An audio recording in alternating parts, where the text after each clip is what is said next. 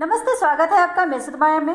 दालें हमारे भोजन का एक महत्वपूर्ण हिस्सा है। ये हमारे शरीर को प्रोटीन की पूर्ति करती है। खास तौर से जो लोग शाकाहारी होते हैं उनके लिए दाल प्रोटीन का एक मुख्य स्रोत है।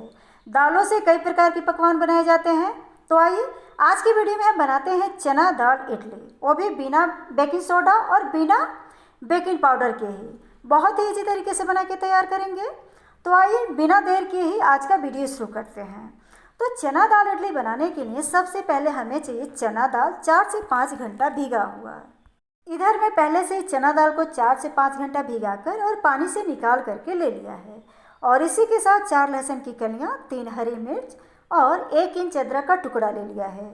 और अब चलिए चना दाल को पीस लेते हैं। तो इसके लिए ग्राइंडर जार लेंगे और इसके अंदर डाल देते हैं चना दाल और इसी के साथ ये लहसुन, अदरक और मिर्च डाल देते हैं। और साथ ही 2 से 3 चम्मच दही डालकर इसे पीस कर स्मूथ पेस्ट बना लेते हैं।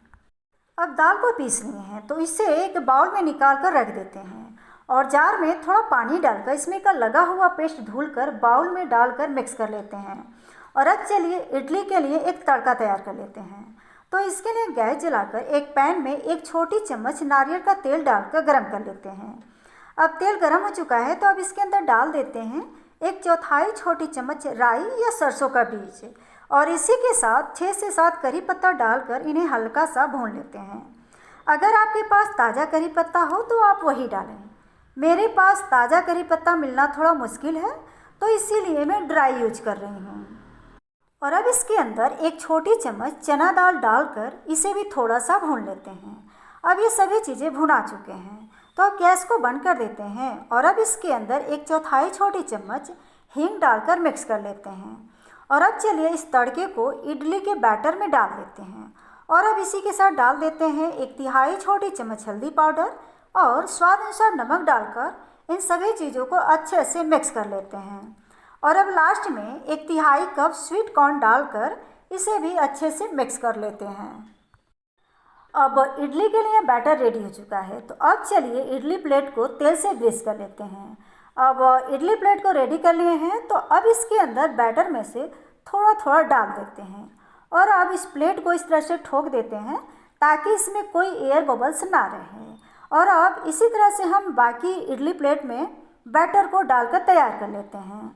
अब सभी प्लेट में बैटर को डाल दिए हैं तो अब इस प्लेट को इस तरह से रख कर सेट कर लेते हैं। और अब चलिए इस प्लेट को इडली मेकर में रख देते हैं इडली को पकने के लिए।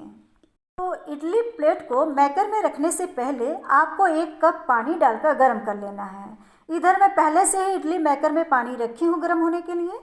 तो अब ये पानी गर्म हो चुका है तो अब इसके अंदर ये इडली वाली प्लेट सावधानी से रख देते हैं और अब इसे कवर करके 10 से 12 मिनट भाप में पका लेते हैं।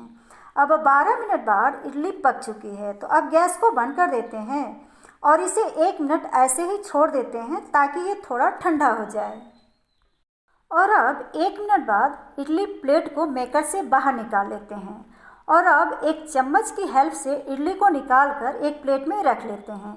ये देखिए कितना बढ़िया से हमारी इडली फूली है और नरम भी है, वो भी बिना बेकिंग पाउडर और बिना बेकिंग सोडा की ही। तो अब चलिए इसे एक प्लेट में सर्व कर लेते हैं। तो लीजिए बिना फर्मेंट किए ही हमारी चना दाल हेल्दी इडली बनके तैयार है। आप इसे सुबह के नाश्ते या शाम के हल्की भूख में भी बनाकर आनंद ले सकते हैं। उम्मीद है कि आपको ये मेरी कोशिश ज़रूर पसंद आएगी। आप भी अपने घर पर एक बार इस इडली को ट्राई ज़रूर करें और अपना अनुभव कमेंट बॉक्स में शेयर करें। बहुत बहुत धन्यवाद आपका अपना कीमती टाइम देने के लिए। मिलते हैं फिर एक और नई डिश के साथ, तब तक के लिए नमस्ते।